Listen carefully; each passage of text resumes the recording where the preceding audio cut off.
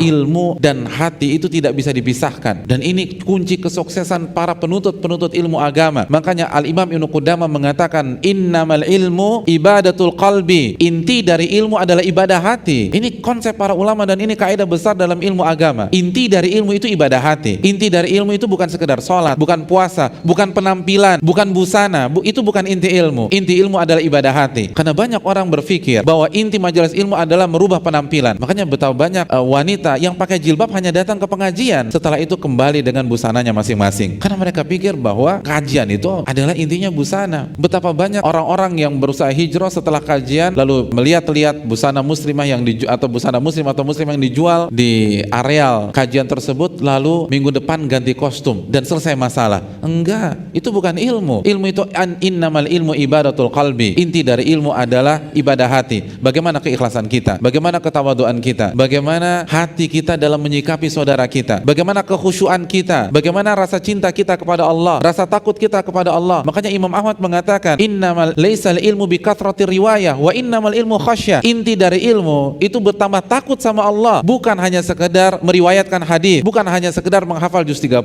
juz 29, juz 28 atau hafal 30 juz. Itu bukan ilmu. Kalau yang penting hafalan, orang munafik juga hafal. Kalau yang terpenting meriwayatkan hadis dari Nabi, orang munafik duduk di majelis Nabi SAW. Tapi bukan itu inti ilmu. Sedalam apa cinta kita kepada Allah, setakut apa kita kepada Allah Subhanahu wa taala setelah kita belajar, setelah kita mengkaji, itu inti ilmu. Makanya Allah mengatakan innama yakhsyallaha min ibadil ulama. Dalam surat Fatir Allah mengatakan sesungguhnya yang takut kepada Allah hanya ulama. Makanya setelah itu Imam Ahmad mengatakan inti dari ilmu adalah takut kepada Allah, dan takut adalah amalan apa? Amalan hati. Bukan hanya sekedar meriwayatkan, bukan sekedar retorika, bukan sekedar orasi yang menggebu-gebu, tapi ketika turun dari mimbar seakan-akan dia tidak mengenal Allah Subhanahu wa taala. Itu bukan ilmu. Ilmu itu adalah bagaimana kita menata hati.